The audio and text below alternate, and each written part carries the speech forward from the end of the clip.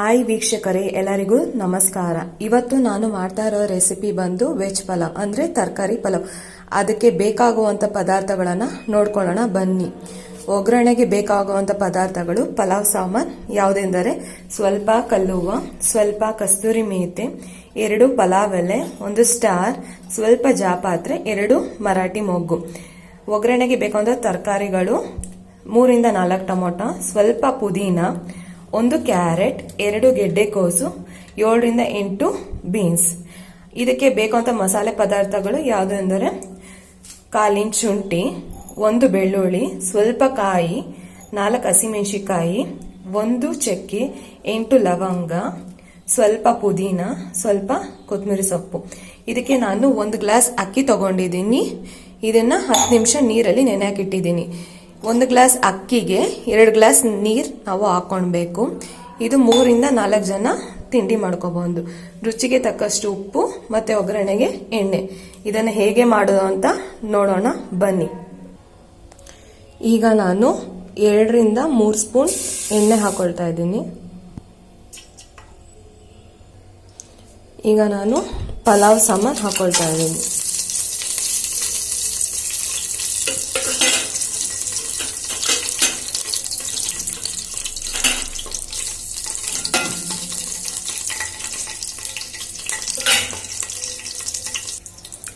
ಈಗ ನಾನು ಹೆಚ್ಚಿಟ್ಟಿರುವ ತರಕಾರಿಗಳನ್ನ ಹಾಕೊಳ್ತಾ ಇದ್ದೀನಿ.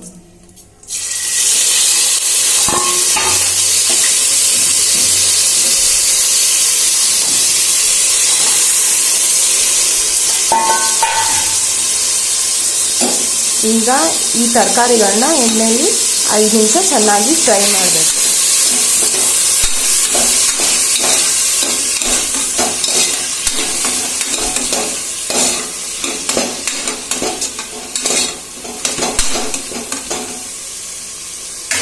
ಈಗ ಈ ತರಕಾರಿಗಳು 5 ನಿಮಿಷ ಎಣ್ಣೆಯಲ್ಲಿ ಚೆನ್ನಾಗಿ ಬೇಯೋದಕ್ಕೆ ನಾವು ಬಿಡಬೇಕು.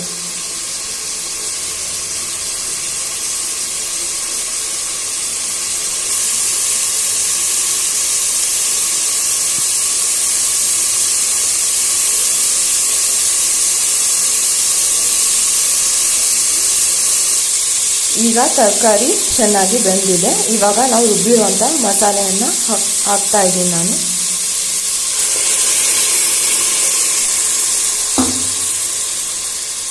ಮಸಾಲೆನ ಚೆನ್ನಾಗಿ ನುಣ್ಣಗೆ ರುಬ್ಕೊಬೇಕು. ಈಗ ಈ ಮಸಾಲೆನ ತರಕಾರಿಗಳ ಜೊತೆ 2 ನಿಮಿಷ ಚೆನ್ನಾಗಿ ಫ್ರೈ ಮಾಡ್ತಿದ್ದೀನಿ.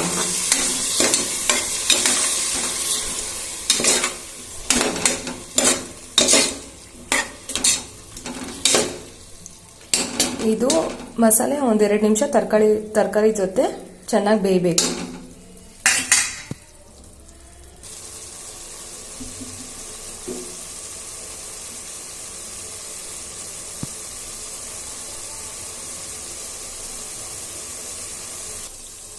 ಈಗ ನಾನು ನೀರು ಹಾಕೊಳ್ತಾ ಇದ್ದೀನಿ.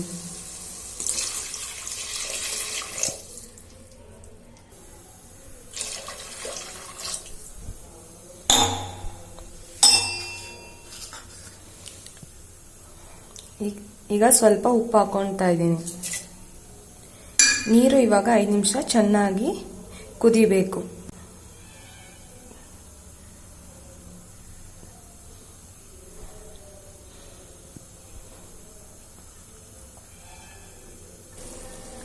ಈಗ ನೀರು ಕುದೀತಾ ಇದೆ. ಇವಾಗ ನಾನು ನೆನೆಸಿಟ್ಟಿರುವ ಅಕ್ಕಿನ ಹಾಕೋತಾ ಇದ್ದೀನಿ.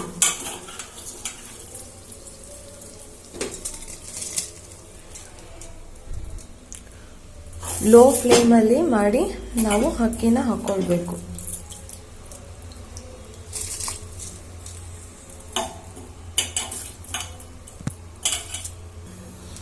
ಈಗ ನಾನು ಅಕ್ಕಿನ ಹಾಕಿದ್ದೀನಿ. ಇದನ್ನ ಚೆನ್ನಾಗಿ ಮಸಾಲೆ ಜೊತೆ ಮಿಕ್ಸ್ ಮಾಡ್ತಾ ಇದ್ದೀನಿ.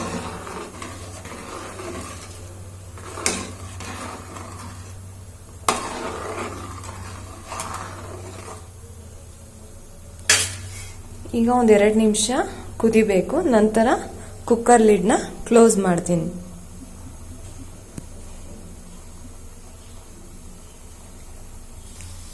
ಈಗ ಕುಕ್ಕರ್ ಲಿಡ್ ಕ್ಲೋಸ್ ಮಾಡಿದ್ದೀನಿ. 2 ರಿಂದ 3 ವಿಜಿಲ್ ಆಗಬೇಕು.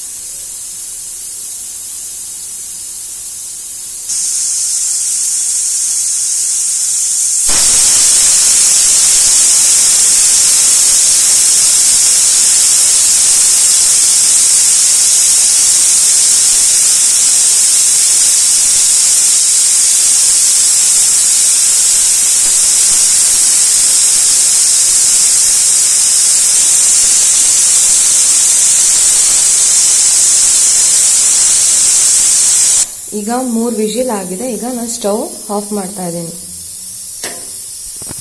ಸ್ವಲ್ಪ ವಿಜಿಲ್ ಹೋಗಬೇಕು, ನಂತರ ಕುಕ್ಕರ್ನ ಓಪನ್ ಮಾಡ್ತೀನಿ.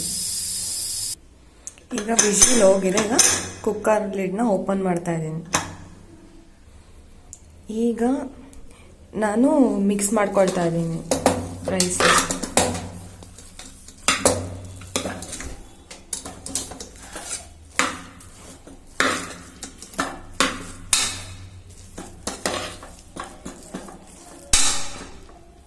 ಈಗ ನಾನು ಮತ್ತೆ 5 ನಿಮಿಷ ಕುಕ್ಕರ್ನ ಕ್ಲೋಸ್ ಮಾಡ್ತಾ ಇದ್ದೀನಿ. ಏನಾದ್ರು ವಾಟರ್ ಇದ್ರೆ ಡ್ರೈ ಆಗಲಿ.